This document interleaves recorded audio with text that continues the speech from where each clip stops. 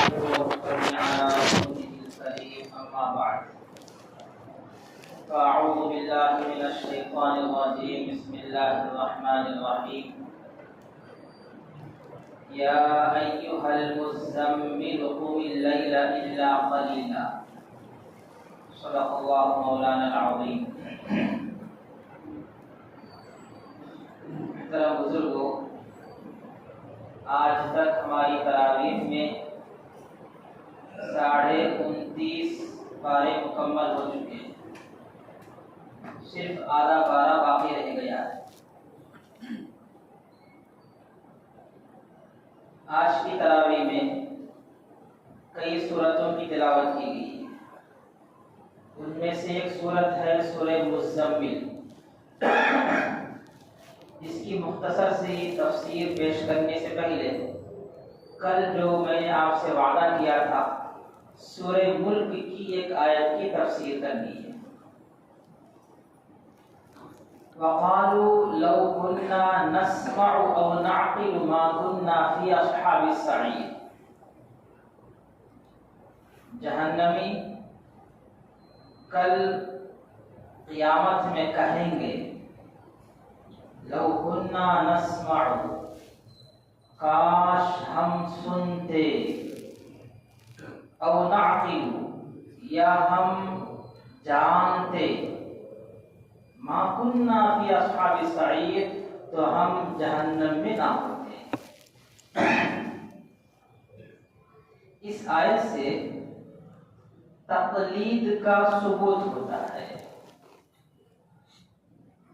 جو آدمی شریعت کو نہیں جانتا، مسائل سے واقف نہیں ہے، اجتہاد کی صلاحیت اس کے اندر نہیں ہے، اسے چاہیے کہ وہ ائمہ مجتہدین کی بات مانے۔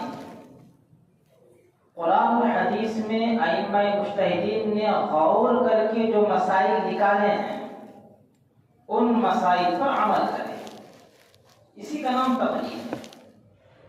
قرآن کریم میں اللہ نے فرمایا فَاسْأَلُوا أَهْلَ الذِّكْرِ إِن كُنتُمْ لَا تَعْلَمُونَ، اگر تم نہیں جانتے تو جاننے والوں سے پوچھو۔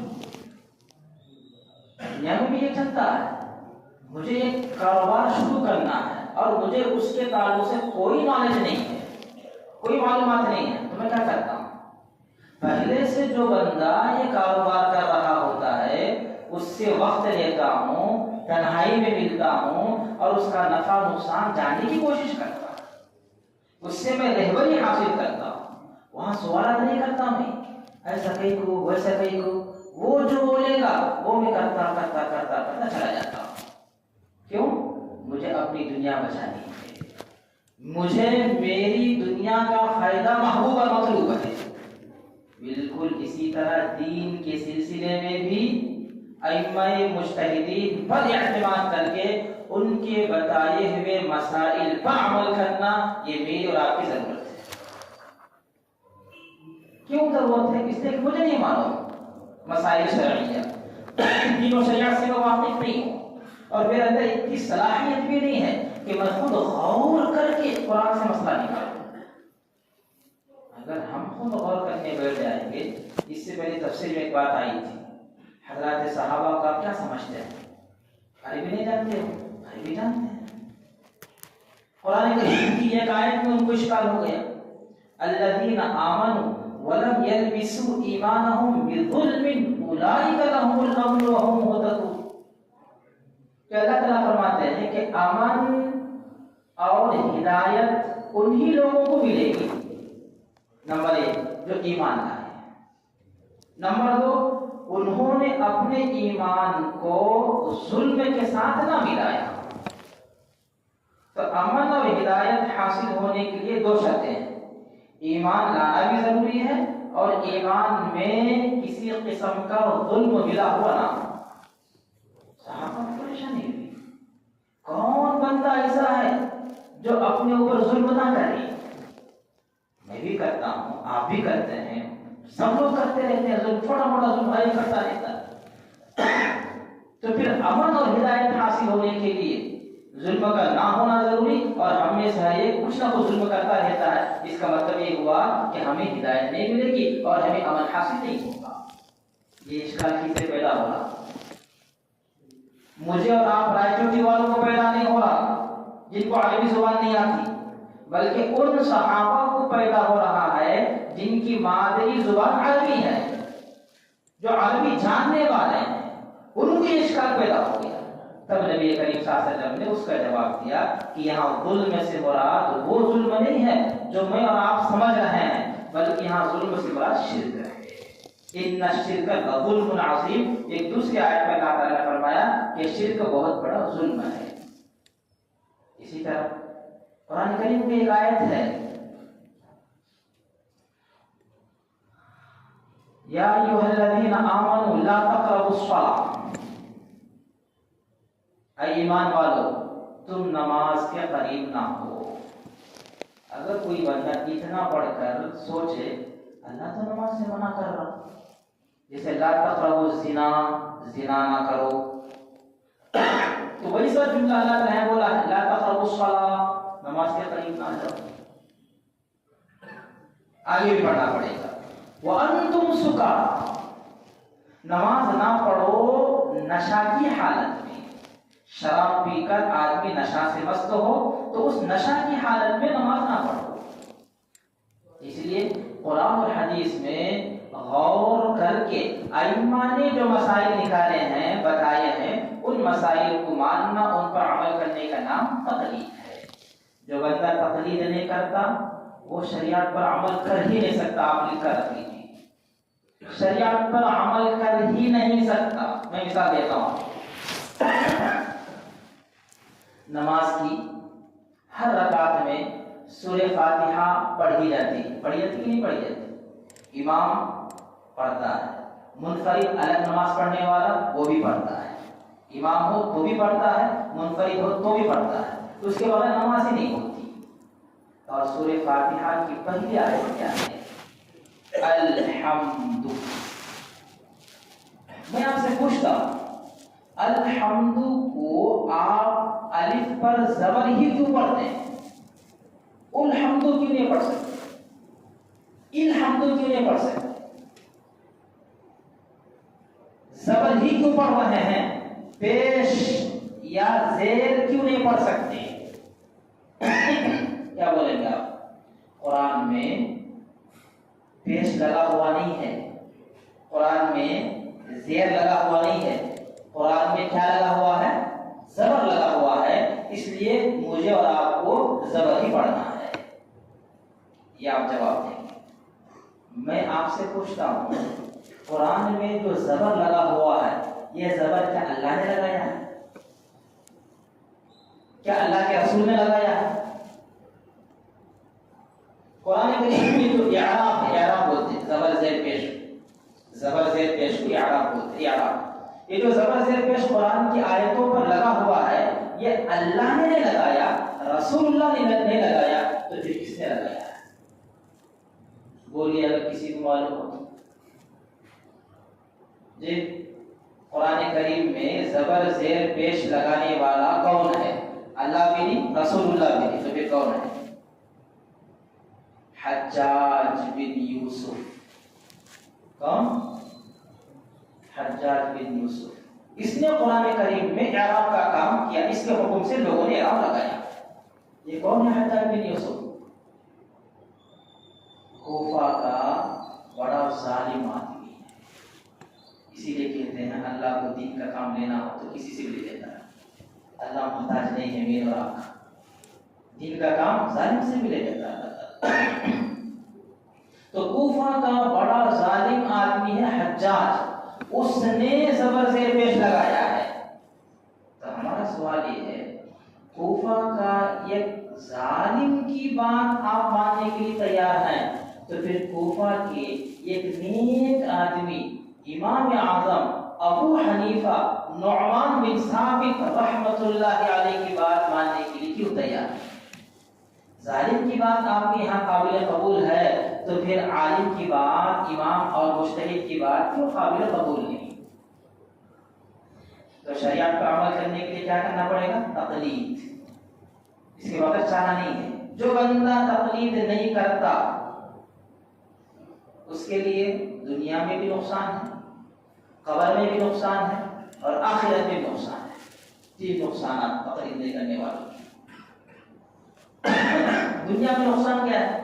دنیا میں نقصان یہ ہے کہ وہ شریعت پر صحیح معنی میں عمل نہیں کر سکتا، شریعت پر صحیح معنی میں عمل نہیں کر سکتا۔ کسی نہ کسی کی بات کو مانے گا تو ہی عمل کر پائے گا، ورنہ نہیں کر پائے گا۔ اور قبر میں نقصان کیا ہے تقلید نہ کرنے کا؟ قبر میں تقلید نہ کرنے کا نقصان یہ ہے کہ حدیث شریف میں ہے کہ جب مردے کو قبر میں دفن کر کے لوگ چلے جاتے ہیں تو اللہ کے حکم سے 2 فرشتے قبر میں آتے ہیں اور مردے کو اٹھاتے ہیں، بٹھاتے ہیں اور اسے 3 سوال کرتے ہیں: من ربک، ما دینک، ماذا تقول فی ھذا الرجل۔ یہ 3 سوال، تیرا رب کون ہے، تیرا دین کیا ہے، اور اس آدمی سے مراد حضرت نبی کریم صلی اللہ علیہ وسلم کی شبیہ اور شکل و صورت دکھا کر پوچھا جائے گا ان کے بارے میں تیرا کیا نظریہ ہے، تیرا کیا عقیدہ ہے، تو ان کو کیا سمجھتا ہے۔ تو روایت میں آتا ہے جو آدمی شریعت پر عمل نہیں کرتا وہ اس سوال کا جواب یوں دیتا ہے: کنت اقول ما یقول الناس۔ اس آدمی کے بارے میں میں بھی وہی سمجھتا تھا جو لوگ سمجھتے تھے۔ تب کیا کریں گے وہ فرشتے؟ لوہے کے ہتھوڑوں سے اس کی کن پٹیوں پر ماریں گے اور مارتے ہوئے کیا بولیں گے؟ لا تلیتا ولا دریتا، لا تلیتا ولا دریتا۔ درا ادری کے معنی ہے خود جاننا، تلا ادرو کے معنی ہے کسی کی بات کو مان کر چلنا۔ تو نے نہ خود اپنی عقل سے شریعت کو جاننے، نبی کریم صلی اللہ علیہ وسلم کو سمجھنے کی کوشش کی ہے اور نہ ہی جاننے والوں کی بات پر اعتماد کر کے عمل کیا ہے۔ لا تلیتا ولا دریتا، یہ نقصان ہے قبر میں۔ اور آخرت میں نقصان کیا ہے؟ آخرت میں نقصان قرآن میں اللہ نے بیان فرمایا کہ آخرت میں یہ لوگ کہیں گے كنا نسمع او نعقل ما كنا في اصحاب السعير، کاش ہم جاننے والوں کی بات سنتے۔ سمع يسمع کی معنی سننا، اردو میں بولتی میں سماعت کر رہا ہوں، سامع حضرات سامعین سننے والے۔ لو كنا نسمع، کاش میں سنتا، کس کی بات سنتا؟ جاننے والوں کی بات سنتا۔ جاننے والے کون؟ ائمہ مجتہدین، اہل ذکر، ان کی بات میں سنتا، کاش یہ کام کرتا۔ یا کم از کم اور نعقل، اپنی عقل سے اجتہاد کرتا۔ میں نے اپنی عقل سے اجتہاد بھی نہیں کیا اور میں نے ائمہ کی بات مانی بھی نہیں، اس کے نتیجے میں جہنم میں گیا اور وہاں جانے کے بعد فاعترفوا بذنوبہم، اپنے گناہوں کا اقرار کرے گا، اعتراف کرے گا، اللہ کی طرف سے جواب ملے گا فسحقا لاصحاب السعیر، جہنمیوں کے لیے دھتکار ہے، اللہ تعالیٰ بھگا دے گا۔ اس لیے اللہ کا شکر ہے کہ ہم لوگ مقلد ہیں، ائمہ مجتہدین پر اعتماد کر کے ہم نے ان کے بتائے ہوئے قرآن و حدیث سے نکال کر مسائل پر ہم نے عمل کرنے کی کوشش کی ہے۔ سورہ مزمل ایک بڑی اہم سورت ہے، اس کے بعد ایک اور سورت آتی ہے سورہ مدثر۔ مزمل اور مدثر دونوں کا معنی تقریباً قریب ایک ہی ہے، تھوڑا سا فرق ہے۔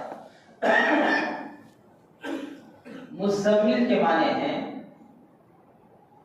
چادر اوڑھنے والا، مدثر کے معنی ہے کمبل اوڑھنے والا۔ سردی کے موسم میں کمبل بلانکٹ اوڑھی جاتی ہے اور گرمی کے موسم میں بعض لوگ وہ بھی نہیں اوڑھتے، بعض لوگ پتلی سی چادر اوڑھتے۔ ہوا کیا تھا؟ غار حرا میں نبی کریم صلی اللہ علیہ وسلم پر جب پہلی مرتبہ وحی آئی، اقرأ باسم ربک الذی خلق، سورہ علق کی 5 آیتیں نازل ہوئی، تو پہلی مرتبہ پہلا موقع تھا تو نبی کریم صلی اللہ علیہ وسلم پر عجیب قسم کا خوف آئی، ہیبت آئی۔ اس کے بعد 6 مہینے تک وحی کا سلسلہ بدلا. پھر ایک مرتبہ نبی کریم صلی اللہ علیہ وسلم باہر تشریف لائے تو اچانک کیا دیکھتے ہیں؟ آسمان کے کنارے کرسی پر وہی شخص بیٹھا ہوا ہے جو غار حرا میں 6 مہینے پہلے آیا تھا، یعنی حضرت جبرائیل علیہ السلام. اچانک ان کو اس شکل میں دیکھ کر کبھی داری ہو گئی، خوف داری ہو گیا. نبی کریم صلی اللہ علیہ وسلم گھر تشریف لائے اور امی جان عائشہ خدیجہ الکبریٰ رضی اللہ تعالیٰ عنہا سے کہا زمیلونی زمیلونی، مجھے چادر اڑا دو، چادر اڑا دو. امی جان نے تسلی دی اور آپ علیہ السلام پر چادر اڑا دیا. تب حضرت جبرائیل علیہ السلام یہ وحی لے کر آئے، یا ایھا المزمل، اے چادر اوڑھنے والے، قم اللیل، اٹھو رات میں عبادت کرو. رات میں عبادت کرو سے مراد تہجد پڑھو. 1 سال تک حضرت نبی کریم صلی اللہ علیہ وسلم پر اور صحابہ پر، امت پر، نبی اور امت دونوں پر 1 سال تک تہجد کی نماز فرض تھی. 1 سال کے بعد اللہ تعالیٰ نے نبی کریم صلی اللہ علیہ وسلم کو معراج جیسی نعمت عطا فرمائی اور عرش پر بلا کر اللہ نے 50 نمازیں دی، جو بعد میں چل کر 5 نمازیں بن گئی. تو ان 5 نمازوں کے تحفے کے ملنے کے بعد تہجد کی نماز کی فرضیت منسوخ ہو گئی. اب تہجد کی نماز فرض نہیں ہے، فرض نہیں ہے، نفل ہے، مستحب ہے، پڑھنا چاہیے، ثواب کی چیز ہے. لیکن یہاں ایک علماء کے درمیان مسئلہ چلتا ہے کہ تہجد کی نماز کی فرضیت جو ختم ہوئی ہے، آیا وہ صرف امت سے ختم ہوئی ہے یا نبی سے بھی ختم ہوئی ہے؟ اس پر تو سب کا اتفاق ہے کہ امت سے تو تہجد کی نماز کی فرضیت ختم ہو چکی، اب امت پر تہجد کی نماز فرض نہیں ہے. لیکن نبی کریم صلی اللہ علیہ وسلم پر فرض رہی یا نہیں رہی، اس میں 2 جماعتیں بن گئی ہیں. بعض حضرات کہتے ہیں جیسے امت سے فرضیت ختم ہو گئی ویسے نبی سے بھی فرضیت ختم ہو گئی. یہ اور بات ہے کہ نبی کریم صلی اللہ علیہ وسلم تہجد کا اہتمام فرض جیسا کرتے تھے، جیسے فرائض کا آپ علیہ السلام اہتمام کرتے تھے، اس طرح تہجد کا بھی آپ اہتمام فرماتے تھے. باقی آپ پر تہجد کی نماز فرض نہیں رہی، ختم ہو گئی. لیکن دوسرے بات علماء فرماتے ہیں نا، نبی کریم صلی اللہ علیہ وسلم پر تہجد کی نماز فرض نہیں ہے. یہی وجہ ہے کہ اگر کبھی کسی وجہ سے آپ تہجد کے وقت میں تہجد نہیں پڑھ سکے، صحابہ علیہ السلام کیا کرتے تھے؟ دن میں سورج طلوع ہونے کے بعد، مغرب وقت ختم ہونے کے بعد تہجد کی نماز میں قضا فرماتے تھے. جتنی رکعتیں آپ تہجد میں پڑھنا چاہتے تھے اتنی رکعتیں اب پڑھتے تھے. یہ قضا ہے. اور قضا کس کی جاتی ہے؟ فرض کی یا نفل کی؟ فرض کی. تو یہ علماء فرماتے ہیں کہ نبی کریم صلی اللہ علیہ وسلم پر تہجد کی نماز فرض رہی ہے، صرف امت سے تہجد کی نماز کی فرضیت ختم ہوئی ہے. تہجد کا اہتمام کرنا چاہیے، اس کی بڑی فضائل آئے ہیں. خود قرآن کریم میں اس کے کئی فائدے بیان کیے ہیں. اللہ فرماتے ہیں ان ناشئۃ اللیل ہی اشد وطئا، کہ راتوں کا جاگنا، راتوں میں عبادت کرنا نفس کو بہت زیادہ کچلنے والا ہے. تہجد کی نماز سے نفس کی بہت اصلاح ہوتی ہے. اگر کوئی اپنے نفس کو بنانا چاہے، بنانے کا مطلب اپنے نفس کی اصلاح کرنا چاہے، نفس کو مردہ کر دے، دل کو زندہ کر لے. یہ حضرات اکابرین اور صوفیہ کی بات ہے. دل زندہ، نفس مردہ. نفس کو کچلنا ہے اور دل کو زندہ کرنا ہے. تہجد کی نماز کا سب سے بڑا فائدہ یہ ہے کہ نفس کچلا جاتا ہے، نفس مردہ ہوتا ہے. گرمی کے دنوں میں رات بہت چھوٹی ہوتی ہے، سوتے سوتے 10-11 بج جاتے ہیں، اور پھر نیند پوری نہیں ہوئی، تہجد کے لیے جانا بڑا مشکل کام، نفس بولتا سو جاؤ، نیند پوری نہیں ہوئی، صبح کو کام کرنا ہے، اب اسے کچلتے کہ اٹھنا یہ مشکل ہے، اس سے نفس کی اصلاح ہوتی ہے۔ اور سردی کے دنوں میں رات اگرچہ کہ بڑی ہوتی ہے لیکن سردی اٹھنے نہیں دیتی، ٹھنڈک اٹھنے نہیں دیتی، وہاں ٹھنڈک سے مقابلہ کر کے اٹھنا یہ نفس کو کچلنے والا عمل ہے۔ اس لیے تہجد کی نماز کا بڑا فائدہ یہ ہے کہ اپنے نفس کی اصلاح ہوتی ہے۔ نمبر 2، ان ناشئۃ اللیل ہی اشد وطئا واقوم قیلا۔ قیل کہتے ہیں بات، اقوام سچی بات۔ تہجد کی نماز پڑھنے کے وقت آدمی دل جمعی سے اللہ سے بات کرتا ہے، یکسوئی کے ساتھ اللہ سے بات کرتا ہے، کسی سے کوئی ڈسٹرب کا، کوئی خلل کا اندیشہ نہیں رہتا۔ جس آدمی تنہا بیٹھا ہوا ہو، تنہائی میں ہو، تو وہ اللہ سے اپنا تعلق اور کنیکشن لگا سکتا ہے، لگاتا ہے، تو وہاں پر جیسے دل اس کا جم جاتا ہے اور دل جمعی سے وہ اللہ کی عبادت کرتا ہے۔ یہ دولت، یہ نعمت تہجد کے موقع پر حاصل ہوتی ہے، اس لیے تہجد کا اہتمام کرنا چاہیے۔ باقی امت پر سے تہجد کی فرضیت کو ختم کیوں کر دیا گیا؟ اس کی کئی وجوہات ہیں۔ قرآن میں اللہ فرماتے ہیں ان ربک یعلم انک تقوم ادنی من ثلثی اللیل ونصفہ، کہ اللہ کو معلوم ہے کہ آپ لوگ رات میں بیدار ہوتے ہیں عبادت کے لیے، لیکن کتنی رات جاگنا چاہیے اور کتنی دیر تک عبادت کرنا چاہیے، یہ تمہارے لیے بڑا مشکل کام ہوتا ہے۔ اس زمانے میں گھڑی بڑی نہیں ہوتی تھی، سیکنڈ، منٹ، گھنٹے جوڑنے کے لیے، اس لیے اللہ تعالیٰ نے آسان فرما دیا کہ اللہ تعالیٰ نے تہجد کی فرضیت کو ختم کر دیا۔ اور دوسری وجہ اللہ نے بیان فرمائی ہے کہ تم میں سے کچھ لوگ بیمار ہیں، اور بیمار آدمی کے لیے فرض کا ادا کرنا مشکل ہوتا ہے، اور تم میں سے کچھ لوگ دن بھر روزی روٹی کمانے مشغول رہتے ہیں۔ جو آدمی دن بھر کمانے مشغول ہو، تھکا ہوا ہو، اس کے لیے بھی رات کو جاگ کر فرض ادا کرنا مشکل ہوتا ہے۔ اور تم میں سے کچھ لوگ وہ ہیں جو راہ خدا میں جہاد کر رہے ہیں، اور وہ بھی تھکے ہوئے ہوتے ہیں، اور ایسے تھکے ہوئے آدمی کے لیے رات میں جگ کر عبادت کرنا، فرض ادا کرنا مشکل ہوتا ہے۔ اللہ تعالیٰ نے آسان فرما دیا کہ تہجد کی فرضیت کو ختم کر دیا، اب اس کا درجہ نفل اور مستحب کا ہے، کر لو تو ثواب ہے، نہ کرو تو گناہ نہیں، کر لو تو ثواب ہے، نہ کرو تو گناہ نہیں ہے۔ لیکن داعی حضرات کو، عالم کو، دیندار کو تہجد کی نماز کا اہتمام کرنا چاہیے، اسی سے اس کے نفس کی اصلاح ہوتی ہے، اسی سے اس کا تعلق اللہ سے مضبوط ہوتا ہے۔ ملا علی قاری رحمۃ اللہ علیہ فرماتے ہیں من لا یقوم اللیل لیس من الصالحین الکاملین، جو آدمی رات میں جگ کر تہجد کی نماز نہیں پڑھتا وہ نیک کامل نہیں ہے۔ کامل نیک بننے کے لیے، کامل صالح بننے کے لیے تہجد کا اہتمام ضروری ہے۔ جتنے بزرگوں کو اللہ کی محبت نصیب ہوئی ہے اور جتنے اکابرین کا اللہ سے تعلق مضبوط ہوا ہے وہ تہجد کی نماز ہی سے ہوا ہے۔ اس لیے میں بھی کوشش کروں گا اور آپ حضرات بھی کوشش کریں، اللہ تعالی ہم سب کو اس تہجد کی نماز کی پابندی کرنے کی توفیق عطا فرمائے۔ آمین۔ وآخر دعوانا الحمدللہ رب العالمین۔